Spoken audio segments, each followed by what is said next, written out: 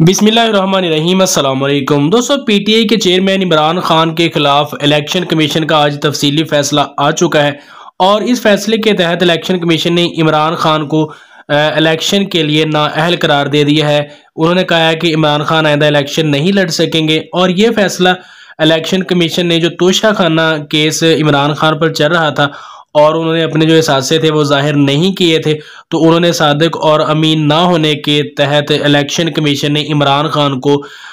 Election के लिए नाअहल करार दे दिया है। आइंदा वो इलेक्शन नहीं लड़ सकेंगे और जो सीटें इमरान खान ने जीती थी अब उसके मामले में भी जो सूरत हाल मशकूक हो चुकी है। अब देखना यह है कि उसके हवाले से क्या फैसले आते हैं, क्या वो इमरान खान के पास रह पाती है सीट या फिर उनकी जगह नए इलेक्शन करवाए जाएंगे। इमरान खान के हवाले से आज इतलात यही थी और उम्मीद भी यही थी कि शायद ऐसा कोई बड़ा फैसला नहीं आएगा क्योंकि कोई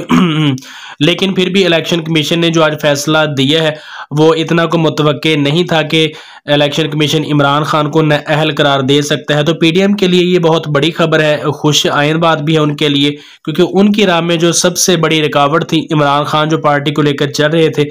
और अक्सर मौके पर उन्होंने शिकस्त दी है पीडीएम को, तो इसलिए पीडीएम के लिए बड़ी खबर है कि इमरान खान को इलेक्शन कमीशन ने नाअहल करार दे दिया है। अब फ्यूचर में इसका जो फैसला है इस केस का उसका क्या होता है, सुप्रीम कोर्ट में अगर ये बात जाती है तो सुप्रीम कोर्ट क्या इस फैसले को बरकरार रखती है या फिर इमरान खान के हक में फैसला आता है, ये तो सुप्रीम कोर्ट में जैसे ही केस जाएगा उसके बाद ही पता चलेगा। लेकिन जो नई सूरत हाल, दिलचस्प सूरत हाल बन चुकी है वो यही है कि इमरान खान नाअहल हो चुके हैं और इलेक्शन कमीशन ने उनके खिलाफ आज फैसला दे दिया है कि उन्होंने अपने असासे ठीक तरह से नहीं बताया और तोशाखाना केस के हवाले से उनके खिलाफ ये फैसला भी आ चुका है।